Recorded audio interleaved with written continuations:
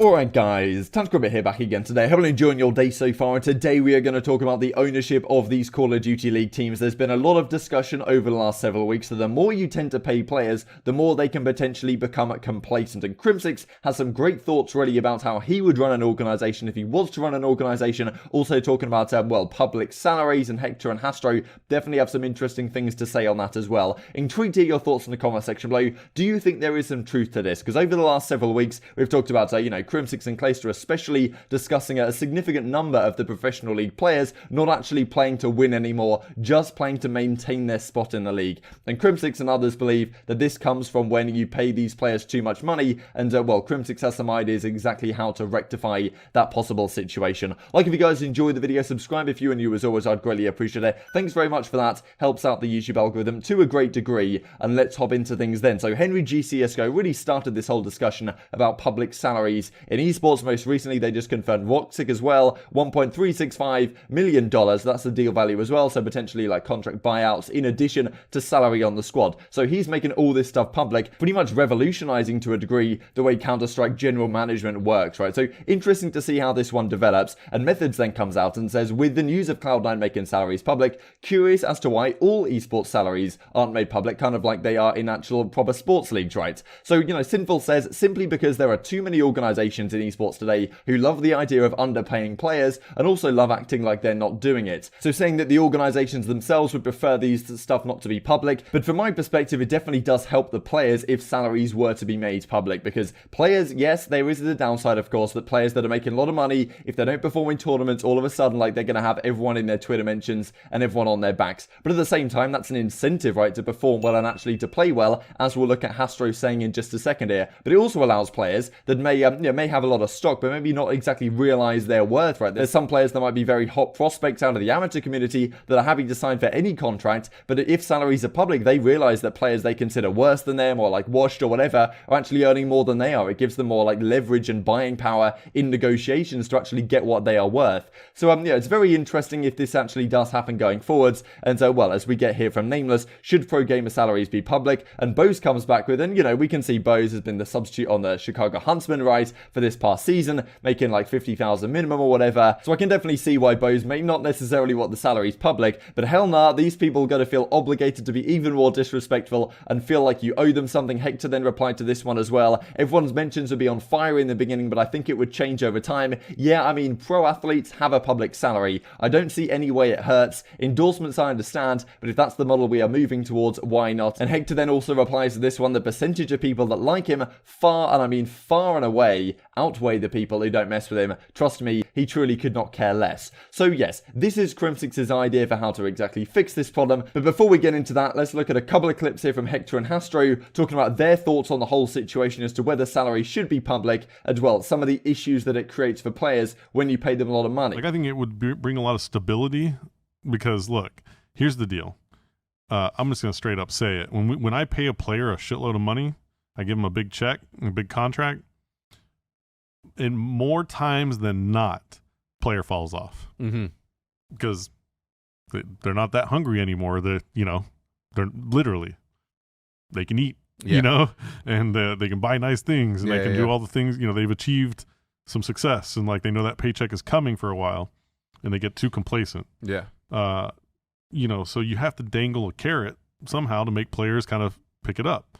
But I think it's a good thing, because if we do it, because everybody will be kept honest. And then there's gonna be pressure from the fans. Like, motherfucker, on you those get paid dudes with $350. What? You Wake your ass up on time. Show up to scrims on time. Like, you need to start doing something. And then it gives us the ability to cut those players without the fans giving us a bunch of backlash. For doing it. Because they think it's all roses. You know? And other players will be like, yeah, man, like he was like, I'm better. I should get paid that money. That's right. Or I'm better. Then and the players that deserve it get it. I like it. I think it's a good thing. I'm not on the fence at all. I don't want that shit to be public. Personally. Nah, man, no. Just mind your fucking business. I don't know, man. I told Andy, I'm like, look, man, if people start doing that and it's something that we like, I don't think so. If it's mandatory and it's standard, we're going last. Okay. I mean, I really don't care. I mean, look, I think there are benefits of doing it. I think it brings a lot of stability and it gives us the ability to kind of just regulate things and put the dollars in the pockets of the people who deserve it a little bit better. Yeah. And then it puts the pressure on the players to keep working hard. Yeah. I think that's one of the things that is missing a little bit, is that some players shut down. A lot of them do. Yeah. And don't really give 100%. Yeah. When we're paying them like they should. So this is Crimsix's logic and potential solution. High prize winning splits towards your team's organization means players making the majority of their income from salary. Therefore, that also means players playing to keep their salaries and not playing to win. If I ever become an owner one day, you'll find me giving 100% of the prize winnings to players. This is exactly what Hastro is talking about in that clip, right? He talks about that you need to dangle a carrot and give some incentive for these players to keep trying. If these guys are getting paid like $350,000 a year, they're set, right? And Hector did talk about a little bit beyond this. I didn't share the clip, but he was saying that once you get that salary on your back, now you've kind of accomplished it as a pro Call of Duty player. Now you've got to think, okay, how do I get more sponsorships? How do I get more endorsements? Maybe I move towards streaming and all this kind of stuff. So once you get comfortable, you no longer have to worry necessarily about winning, because you can worry about building your brand and everything, because you've got a solidified spot in the league. And if you maintain your friendships, there's definitely a lot of arguments, right? That the Call of Duty community is a friendship league, and a number of the players that have pro league spots don't necessarily deserve them on merit, but have earned them to some degree based on the relationships that they've built up with players over a number of seasons. But maybe they're not actually in the top 48 players in the world, you could certainly argue. And that's just how networking works, I suppose. But definitely you could say that some of these guys, they need to be grinding harder to actually win these championships or win these events. And if I was a team owner, I'd be pretty frustrated if my team wasn't competing, and I feel like some of my players are actually just playing to keep their spots and playing to keep other guys out. I mean, I'm not saying it's the case with Slacked and everything, but we've definitely seen a couple of times this season that Slacked has talked about Mac and talked about Awakening in negative light. And you can definitely read into that and say maybe Slacked is worried that this kind of next generation is coming up to take his spot. Then again, Slacked is a multi-game champion, so you got to put some respect on his name. Crimsix does come out with this then. Professional COD players are idiots, but we aren't stupid. If I was presented a contract that says 50-50 prize split, I'd use it to wipe my ass and say, try again. He does then clarify as well, Hastro, Hector, and Jason Lake, of course, at Complexity, have never proposed something so absurd to me as a 50-50 split. Realistically, a 50-50 cut is more of a 35% overall cut to the players after the IRS gets theirs. Under a 50% cut situation, champs winners $300,000 each would have made only just over $100,000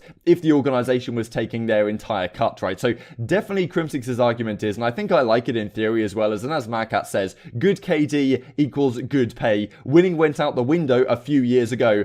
Only a few teams can focus on winning. The rest are just competing against each other rather than competing for the win. So very interesting discussion here. I think Crimsix definitely has stumbled on a very interesting point. The fact that let's not pay our players $200,000, $300,000 a year. Let's pay them significantly less than that, but let's ensure that their prize money is a very significant proportion of their actual earnings, right? Let's just say, okay, we're not going to pay you X. We're going to keep that for ourselves, but we are going to pay you 100% of the prize winnings. And if that's the case, these guys have significant motivation to actually try and win these tournaments, right? It gets to the point where if the organization is keeping 50% of the prize winnings, and as Crimsix is saying, right, it only works out to be 35% after you actually take the tax deduction, all this kind of stuff, it gets to the point where the difference between placing top 4, top 8 is pretty negligible for a lot of these players, because the vast majority of the money they're earning is coming from their salary regardless. So why will I put the extra effort into placing top 4 instead of top 6 when most of that money is going to go to the organization or the IRS anyway? Rather, I can just focus, as Narcat's saying, on getting a good KD, right? Actually performing well, actually looking like I'm doing well in game, but maybe actually not contributing to a winning organization. So Crimsix would say, if he was an owner, and that'd be really cool to see at one point, right, that's definitely a question we can have, that some of these players, once they finish competing, what exactly are they going to do? We've seen a number of players go into different directions. Bryce Vicenta, of course, starting this Bad Mood talent organization, like talent management kind of stuff. Some players go into being organization owners, as we've seen with guys like Hastro in the past. So you got guys like Rambo Ray who go to work for developers. He worked for Sledgehammer Engage for a time. Now he's a coach. We see that in a number of different directions, but certainly an organization owner could be an option for a guy like Crimsix, right? He's got a lot of money in the bank. He doesn't necessarily take care of it very well, given he spent 22 grand on the pair of night vision goggles as we looked at. But who knows, right? Maybe that's an option in the future. Maybe something Crimsix will consider after retirement, wherever that could potentially be. And I like this philosophy. And we can certainly look through the league from last season and see how many of these teams